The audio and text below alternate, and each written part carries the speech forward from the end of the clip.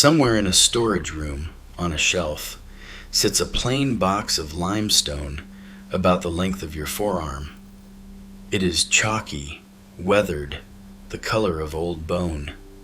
For 2,000 years, it held nothing more remarkable than the bones of a dead man, which is exactly what it was built to do. And then someone read the writing on its side, and this ordinary box became the single most fought-over object in the history of biblical archaeology. If the words scratched into that stone are real, it is the closest thing the physical world has ever offered to a fingerprint of Jesus of Nazareth. If they are fake, it is one of the most brilliant forgeries ever made. A courtroom in Jerusalem spent 7 years trying to decide which, and the answer they landed on is the reason we are here. Let me show you the box first. In the 1st century around Jerusalem, Jewish families buried their dead in a particular way. The body was laid in a rock-cut tomb for about a year, until only the skeleton remained. Then the family gathered the bones and placed them in a stone chest for permanent keeping. That chest is called an ossuary. Thousands have been found around Jerusalem, and most are as dull as that sounds. A limestone box, a lid, sometimes a name, so the family knew whose bones were whose. The name is the whole point.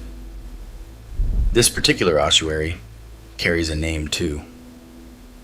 In cursive Aramaic, running along one side, it reads, Yaakov bar Yosef Akui di Yeshua, James, son of Joseph, brother of Jesus. Now, on its own, that is not as explosive as it sounds, and this is the part that usually gets skipped past too quickly.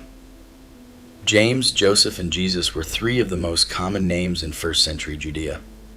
Statisticians who looked at the naming patterns of the period estimated that in the few generations around that time, there could have been roughly 20 men in Jerusalem who were a James with a father named Joseph and a brother named Jesus. So the inscription alone does not point to one family, which sounds like it should end the story, except for one detail that refuses to sit down quietly. Ossuaries almost never mention a brother.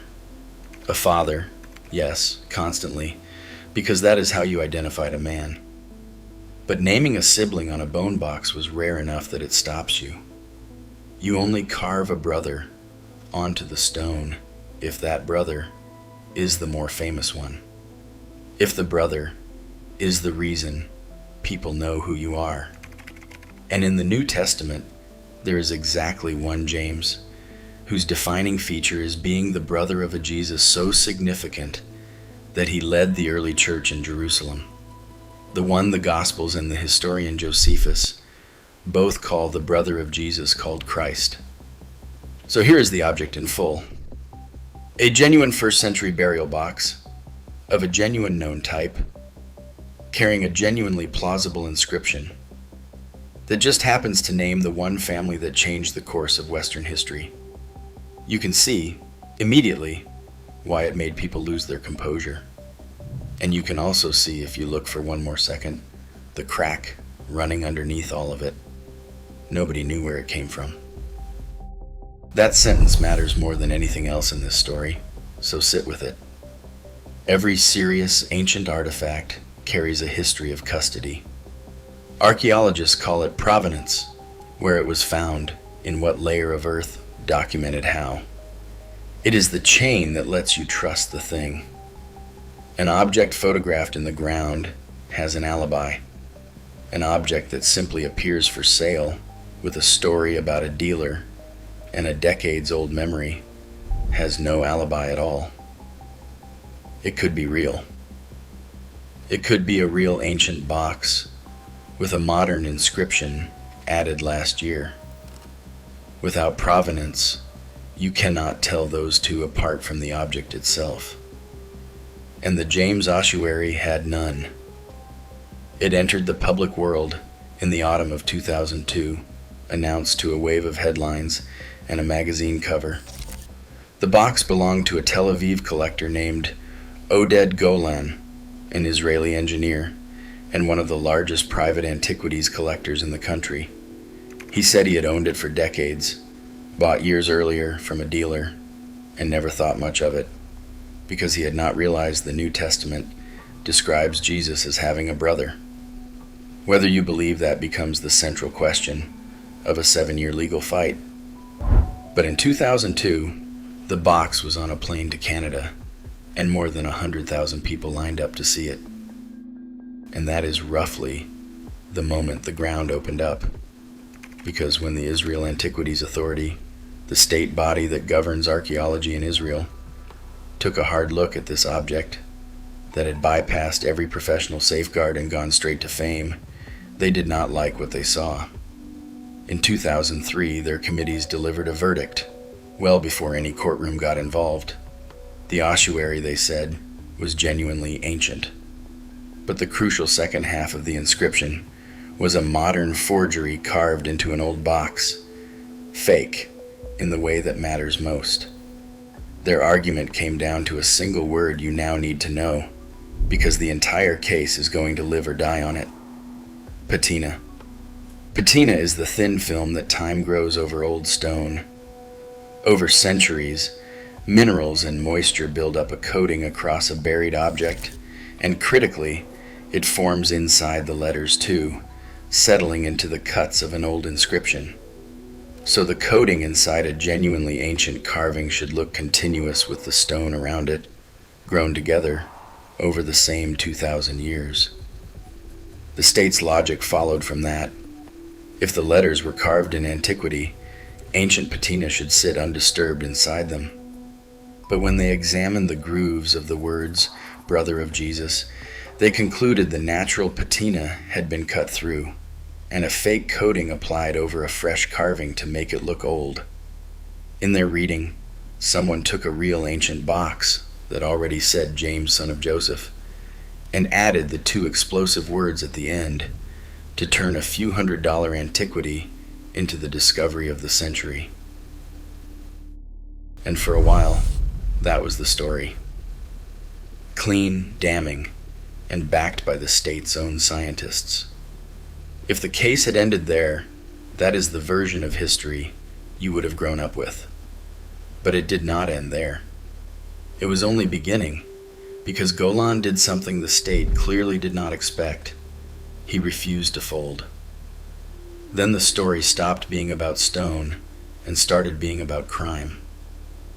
In 2003, Israeli investigators raided Golan's properties, and what they described finding turned the ossuary into the centerpiece of an alleged forgery ring. In one location, authorities said, they found what amounted to a workshop: tools, materials, half-finished items, bags of soil, and other inscribed objects at various stages of being worked on. This was no longer one suspicious box. The prosecution's theory was that Golan sat at the center of an operation, adding inscriptions that turned cheap antiquities into priceless biblical relics. And the ossuary was not even the only crown jewel. The same investigation swept up a second object of staggering ambition: a dark stone tablet carrying an inscription written as though by a king of Judah, describing repairs to Solomon's temple in language that reads almost like a passage from the Book of Kings.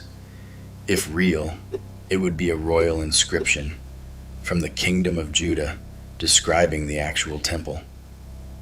There is nothing else like it, and it surfaced the same way the ossuary did.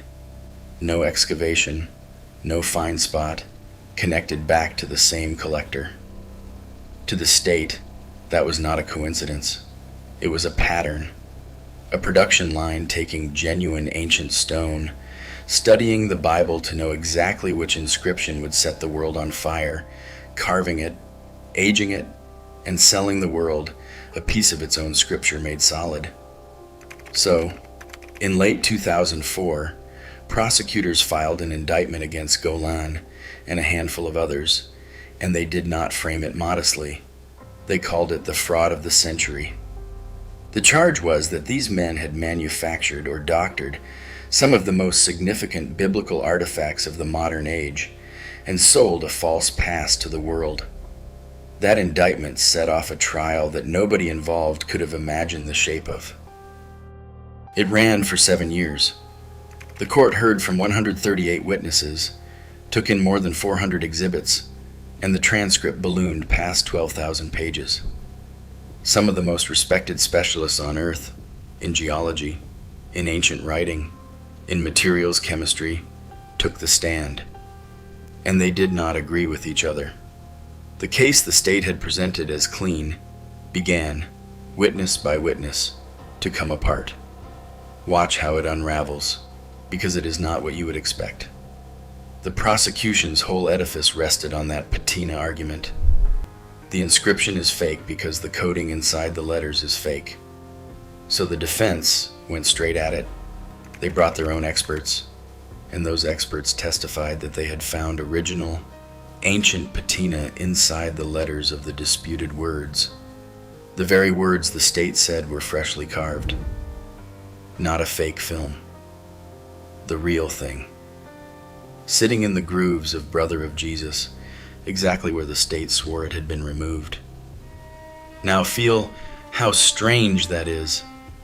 Two sets of qualified scientists, looking at the same grooves in the same stone, one saying the coating is ancient and the other saying it is a modern paste. Both cannot be right. And a detail quietly poisoned the whole fight. The stone had been cleaned. Before anyone understood what they had, the ossuary had been washed, handled, flown between countries, wiped down for display. By the time experts were fighting over microscopic films in the letters, separating 2,000 years of ancient chemistry from a few years of modern residue had become a nightmare nobody could untangle. The specialists in ancient handwriting split the same way, some seeing two different writing hands in the single inscription, others seeing nothing of the kind. People with decades of expertise, staring at the same scratches, reaching opposite conclusions. And then came the witness moment the state never recovered from. One of the international experts brought into the case, a specialist whose credibility the prosecution needed, testified in a way that undercut the certainty the whole case was built on. When the very people summoned to help prove a forgery start describing genuine ancient features instead, your fraud of the century is in serious trouble. The judge sat through all of it. Every competing microscope reading, every dueling epigrapher arguing about the slant of a single Aramaic letter. In March of 2012, he delivered his decision. It ran to more than 470 pages, and Oded Golan was acquitted of all the forgery charges. Now, if you have been waiting this whole time for the moment where the court declares the box real, here is where I have to stop you, because that is not what happened, and the gap between what people think this verdict said and what it actually said is the entire point of this video. The judge did not rule that the ossuary is authentic. He was painfully careful to say the opposite. He ruled that the prosecution had not proven, beyond a reasonable doubt, that it was a forgery. Those are completely different statements. One is innocence for the object. The other is a finding that the case against it was not strong enough to convict a man of a crime. He said explicitly that his verdict did not determine the inscription was genuine, and that the authenticity question stayed open. He acquitted the man. He did not certify the stone. Sit with what that means. After 7 years, 138 witnesses, 12,000 pages, 400 exhibits, and the combined firepower of the world's leading experts in stone, chemistry, and ancient writing. After the single most exhaustive examination any archaeological object has ever received in a court of law, the honest final answer to the simple question, "Is this real?" was, "We cannot tell you. Not real. not fake. We looked harder at this one object than anyone has ever looked at anything, and we could not resolve it. The most expensive magnifying glass in the history of the field came back inconclusive. And that is what the saga actually proves. It is not a lesson about one ossuary. It is a lesson about the limits of the provenance itself. When an object has no provenance, you are left reconstructing the truth from the object alone, and a good forgery and a cleaned, handled, argued over, genuine artifact can converge into the same maddening gray. No microscope has yet been built that reliably pulls them back apart. There is a detail that makes it sharper, and I have to give it to you as what it is, which is contested. Take Golan's claim that he owned the box for years without grasping its importance, because he had not known the New Testament describes Jesus as having a brother named James. To the prosecution, that was absurd, a convenient story from a man who engineered the whole thing precisely because he understood its value. To the defense, it was exactly what an innocent collector, not steeped in Christian scripture, might genuinely say. And there is no way, from the outside, to know which reading is true. It is the whole case in miniature. The same fact pointing two opposite directions, depending on what you already believe about the man. The court's acquittal did not resolve that human question, any more than it resolved the question about the stone. It left the man in the same gray as the object, believed by some, doubted by others, convicted of nothing, cleared of nothing, in the way that would actually settle it. Everyone walked out of that courtroom, still holding the belief they walked in with, because the evidence had not been strong enough to take anyone's belief away. But something did change, and this is the part almost nobody talks about, and it might be the most important consequence of the entire affair. The trial sent a chill through the whole world of antiquities. For decades, the market had run on objects exactly like this one, things that surfaced from private hands with a vague story attached, bought and sold, and sometimes published on the strength of the object looking right. The saga proves something undeniable about that system. An unprovenanced object could not be trusted, could not be cleared, could not even be resolved by the finest court process imaginable. And so, in the years afterward, publication of major inscriptions arriving from the market with no documented find spot dropped off sharply. The field had watched the most exhaustive authentication effort in its history end in a shrug, and drew the obvious conclusion: if you cannot prove it, you cannot build on it. Provenance stopped being a nicety and became the whole game. Which brings us back to that plain limestone box on its shelf. It is still here, still saying what it says. James, son of Joseph, brother of Jesus. It may be the most extraordinary object ever tied to the family at the center of Christianity, or an ordinary bone box a modern hand made extraordinary with a few strokes of a tool. And the honest position, the one that survived 7 years of the hardest scrutiny any artifact has ever faced, is that we do not get to know which. Not from the object. Not now. Maybe not ever. The record stops right here, at the edge of that inscription. So here is what I keep coming back to, and I would genuinely like to know where you land. For the ossuary to be proven authentic beyond dispute, we would need the one thing it has never had: a documented origin, a find spot in the ground, recorded before anyone knew what the letters said. That is the evidence that would settle it, and it is the exact evidence that can never now exist, because the box was already out, already famous, already handled, before anyone thought to ask. Which leaves the real question sitting with you. When the finest court and the finest experts in the world spend 7 years and cannot decide, do you lean toward the box being real, or toward it being one of the great forgeries? And what is it, honestly, that tips you one way instead of the other? Because whatever that thing is, it is not the evidence. The evidence ran out. It is something you brought with you. Tell me what it is.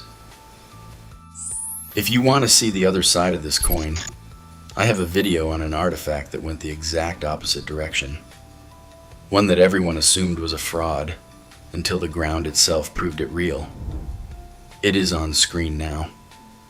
That contrast is the whole reason this field is worth paying attention to, and it will change how you read the next big discovery that hits your feed.